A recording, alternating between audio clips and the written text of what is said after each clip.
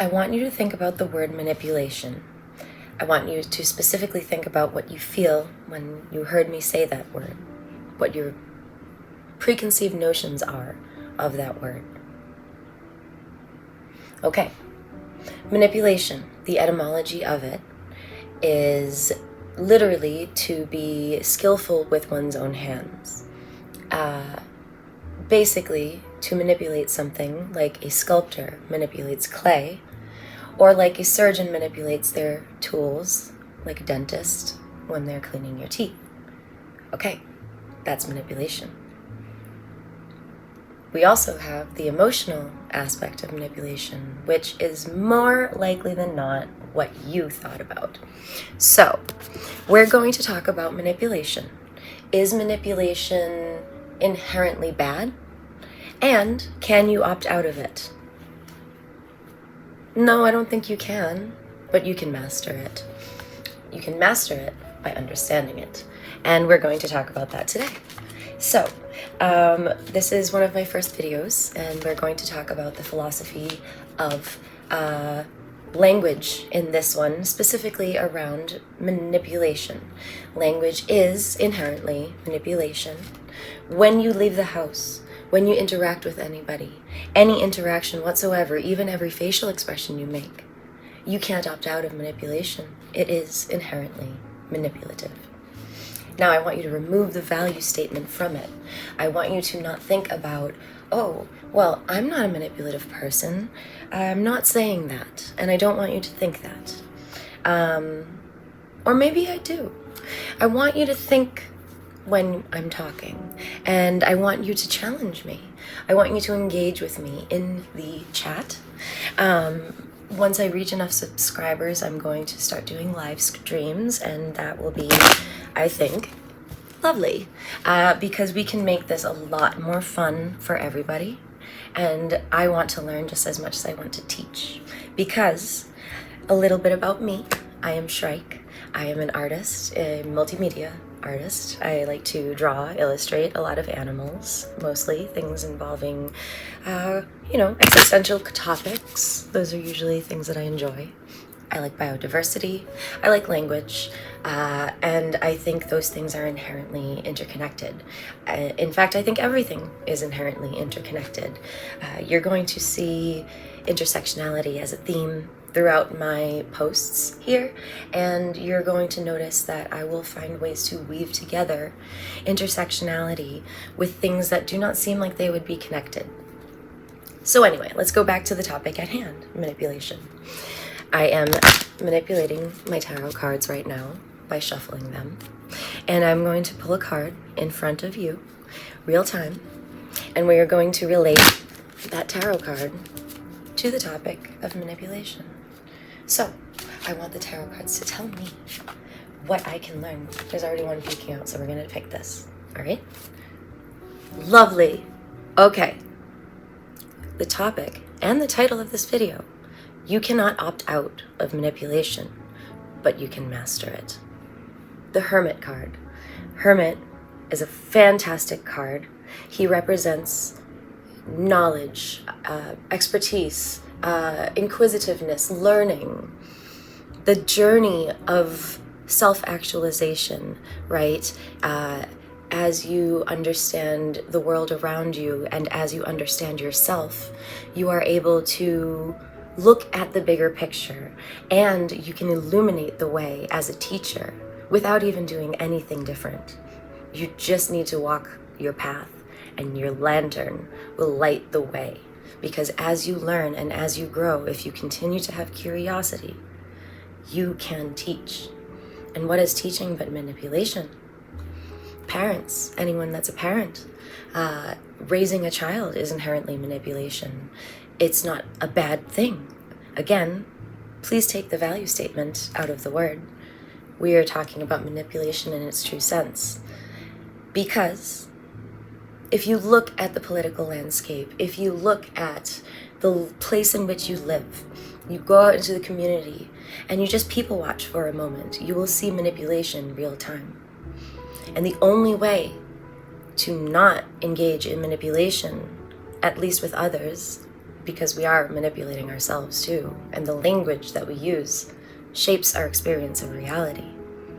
The only way you can opt out of manipulation is to be like the hermit and completely remove yourself from society. Like the meme, we live in a society. That is a very true statement because it just is. We live in a society, period. And if you want to engage in society, if you want to have a job, if you want to make money, if you want to learn, if you want to grow, teachers, history, it's written by the victors. It is the theme of this lesson. And a little bit about me. What I am doing is inherently manipulative, but can we manipulate ethically? Once we acknowledge that every single interaction and every single engagement, and even when you look in the mirror or utter a word, you are engaging in manipulation, in the truest sense of the word. You can apply control to the manipulation tactics. Politics are a great example of that. People who talk a big talk but don't walk the walk, that is manipulation. If I were to ask you right now,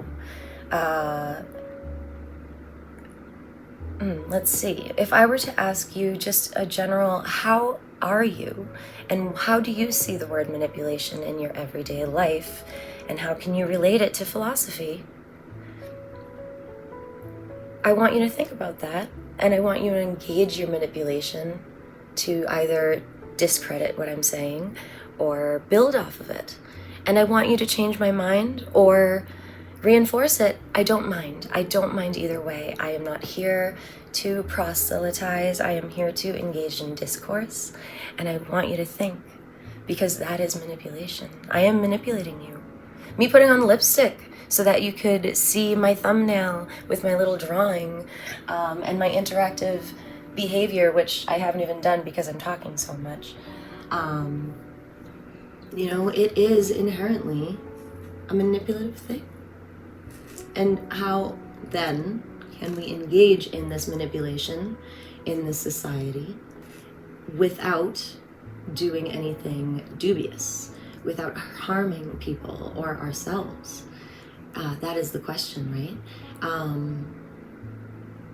One aspect of philosophy is that the more you know about the world, the more you can break it down to its simplest parts. And you see the writing on the wall, you see the playbook, right? You see a football coach there with his playbook, and you know the plays that they're going to make as they're making them. It's like watching a movie and knowing the plot, even though you haven't seen it before, because you know the tropes and the archetypes. We can apply that to everyday life. It's not just like in movies or video games. People joke about NPCs, but there is a social commentary to be made about NPCs, right? It is that default behavior. One thing I like to do is shake things up a little bit. So when I interact with someone, I will ask them, for example, how are you? And they will most likely respond, I'm doing well, how are you? Or I'm good, or I'm fine. Some same old platitude that you expect because that's just small talk, right? I ask, how are you again? So they say, I'm well, thanks, how are you? And then I say, I'm well, thanks, how are you? And then I really emphasize that I'm asking them how they are. And I guarantee you, more often than not, they're going to answer genuinely, not just with a platitude. And that's the breakdown that is the manipulation, but it is not wielded with malice. It is wielded with interconnectedness. It is wielded with this desire to be a little bit more, see a little bit more, understand your neighbor a little bit more. And through that, we can understand ourselves a little bit more. And philosophy can be very lonely once you start seeing the playbooks and the archetypes and the writing on the wall. It can. But I'm kind of here to spread the message of chaos. Consider me the the more ethereal version of Ian Malcolm, the chaos theorist from Jurassic Park. I am here to facilitate thought and curiosity. I want you to see the world for what it is and then tear it down and build it back up. I want you to make it more beautiful than we left it. And especially now with the political landscape, we do not have to talk about politics, but you are welcome to here. Just understand what you're walking into if you do so. I cannot attest for who else decides to comment in the comments, but I will be there guiding. And please try to come with curiosity. But, you know, politics aren't off the table. I'm not going to say what my affiliation is outright, but I think you can gather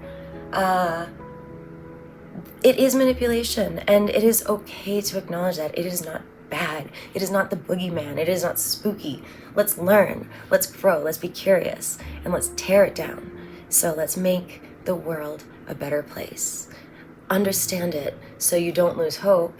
Understand it so you don't see the writing on the wall and say, I'm just gonna opt out because what's the point? I want you to understand it so you can play with it like a cat playing with a mouse. With curiosity, there's no malice when a cat decides to play with its prey. It's just, oh, I wonder what will happen if I bop this thing when it squeals. Very first form of communication is manipulation. A baby crying. It's hungry, or it needs to be burped, or it's sick, or it's soiled itself. A cry is just a punctuation mark. It is an interrobang. It is communication. It says, I need something. Come to me and give me what I need. I do not have the language for it. So, for those of you who are good with language, use it well. The pen is mightier than the sword in so many ways, and language can be violent. So, you can either opt out of manipulation altogether, and by doing so you opt out of society, and you opt out of teaching others and learning. Or you can participate ethically by making conscious and conscientious decisions to participate in manipulation with love and curiosity and interconnectedness and a desire for positive change. And learning. Don't go to someone's house and knock on their door and proselytize to them and expect them to change their mind, because they're already coming from a place of just bad faith. And whoever is receiving you is most likely going to try to convince you of their own opinion. So, what's the best way to do that? Wield manipulation well, and wield it smartly. And share that message. Tell other people. Have them see how manipulation can benefit you or harm you. And seeing it, though, allows you to transcend it. Because Mondays aren't inherently bad. We have assigned a value to Monday because of Garfield, or because of the 9 to 5 Monday through Friday work week, or any other reason, any other manipulation tactic. So let's say Mondays suck for Garfield. How do we make it suck less? Well, we acknowledge that Mondays are an established part of this society that we have to abide by, and the institutions that we use also abide by those same structures.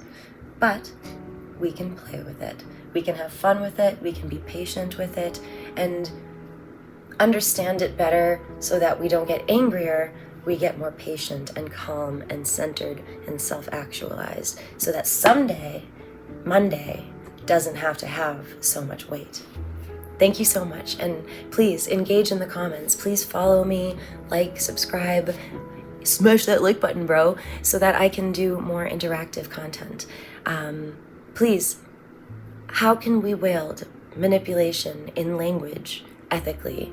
Tell me. I would love to know. And I hope you have a wonderful whatever day it is you're watching this on, and that it doesn't hold so much negative weight.